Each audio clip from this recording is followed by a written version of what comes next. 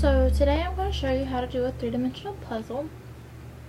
Step one would be to go to the store and pick out a puzzle. I usually get them from Walmart.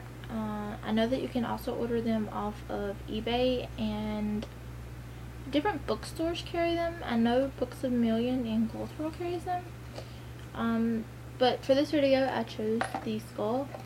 I actually do not like skulls, but I figured since Halloween was coming up, it would be a suitable option. They come in different levels. 1, 2, and 3 are typically the levels. Levels 1 and 2 are smaller, like this one. Level 3s are typically deluxe puzzles. Sometimes they're a little bit bigger, and sometimes there's really not much of a difference in them. So once you open it, you'll find a bag that contains the puzzle pieces themselves. Here's an example of one of them. They can range in size, and depending on the level, they might have a bunch of small pieces, or it might have a bunch of big pieces, or in this case, it has kind of a combination of the two. In the box, you'll also get one of these. It is a collector's paper. It shows you all of the different puzzles that are offered. I've actually seen some that aren't listed on these papers, and every paper is different. It might just be that they're ordered different, or it might be that they contain more or less options. Some of them do come in different colors, like the castle. It comes in clear or black. I think that this skull is black. You can see that it's pretty clear, but it does have a darkened tint to it. So the next step would be to pick a starting point. It doesn't really matter where you start. If you find two pieces that match, you can go with that and just build out on either side. I typically like to start at either the bottom or the top, because the bottom and top pieces are noticeable. For example, this is the bottom piece, and you can see how it's really flat on the bottom. It actually helps it sit, but there are some puzzles that are pointy at the bottom, so they come with like little bases to sit in. This one also has a very noticeable top. If you see here, it has a kind of like a little curve in it, so that you can stick a nail or something in there and just kind of pop it apart from the piece immediately under it. That helps with fastening it together. Typically the screw ones are like this, the ones that kind of have like a little screw looking top at the top.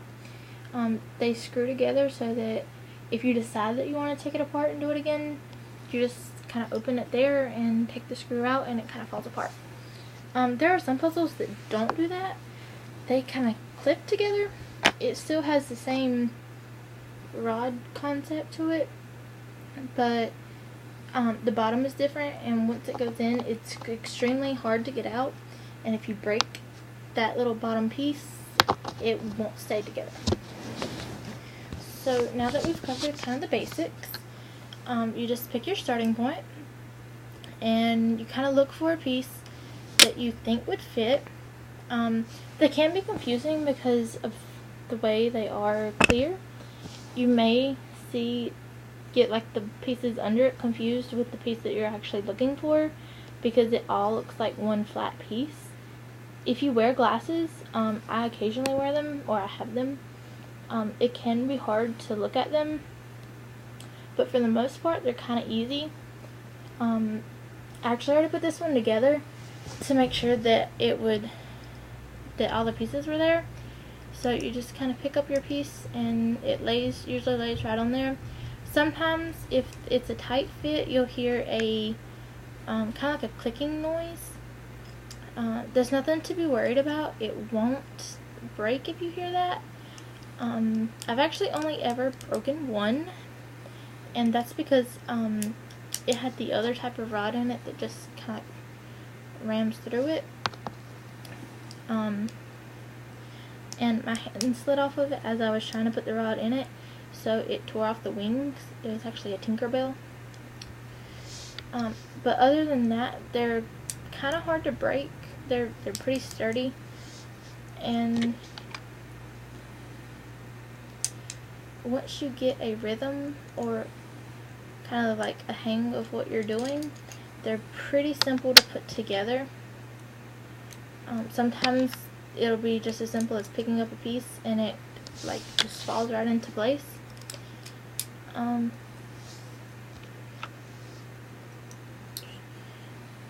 see, I got it right the first time here. If you notice how you can see like a design in the outside of the puzzle itself, they are textured. If you, like this one, it doesn't really matter if you put it upside down. You can't tell the difference at first, but if you do get it wrong, you can see how it doesn't flow with the rest of the puzzle compared to if it's right side up. And then you just continue with that same process throughout, and eventually you get your image.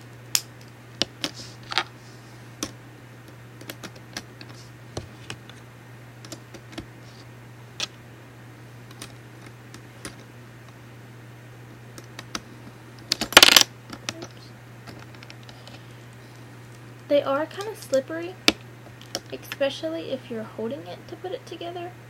I'd advise putting them down on a flat surface like a table or some other kind of hard surface.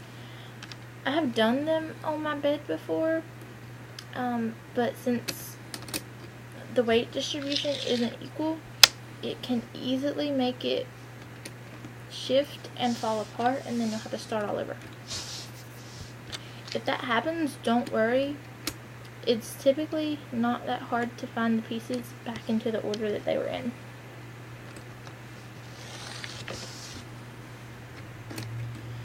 After so many pieces, you can really start to tell the shape of the puzzle.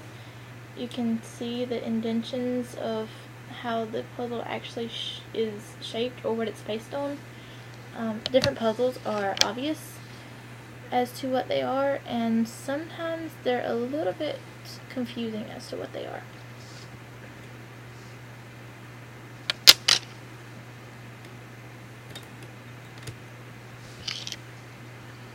If you ever find a piece that you don't really think fits, you can leave that piece out if you can figure out what goes around it.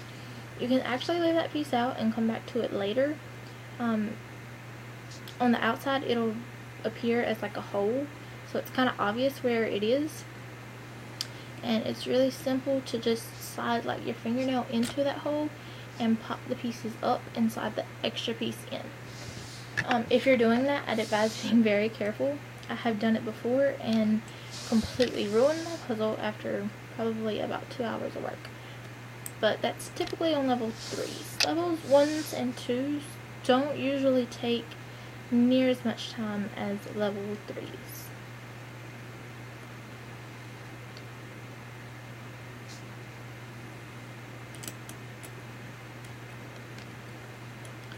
You get an occasional puzzle that the pieces repeat.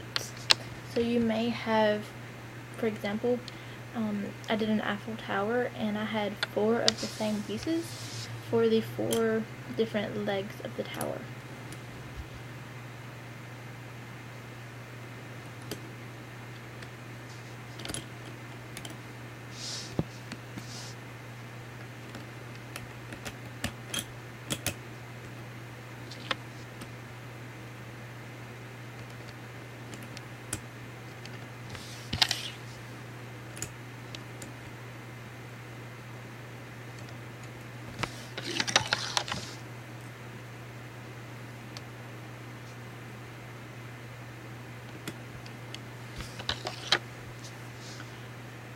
A lot of the puzzles have at least one circular hole in it that does not connect to anything else. There may be several pieces that connect to make it. These pieces are for the connecting device, the thing that holds it together. And sometimes they don't want to fit in that. If you ever get one like that, It usually is just because it needs to be shifted a little, but once you get it shifted into its correct position, it almost always goes right down like it should.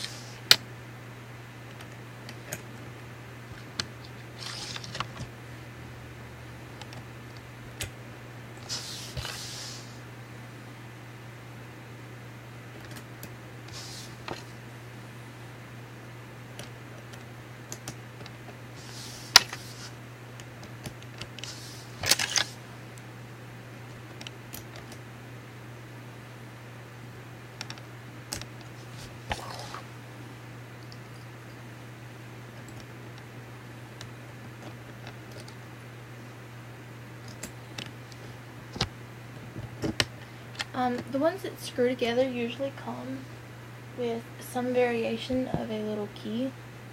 It's usually two-sided to make sure that it will fit. And then you literally just take it and screw the piece into it. If it creaks, it's okay, as long as it doesn't make a snapping noise. And once you get it in and get it tightened, you can hold the puzzle pretty much upside down. If you're testing to see if it's good and tight and you hold it upside down, I'd suggest holding your hand under it just in case. If it's not, then all those pieces are going to go crashing down. And the final piece.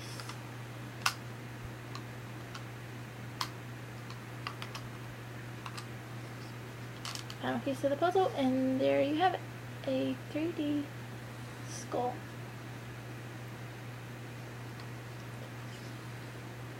So I hope that you like it and that maybe you'll try one yourself. I kind of hope that these catch on so that they'll continue making them and continue to come up with new ones. Bye guys!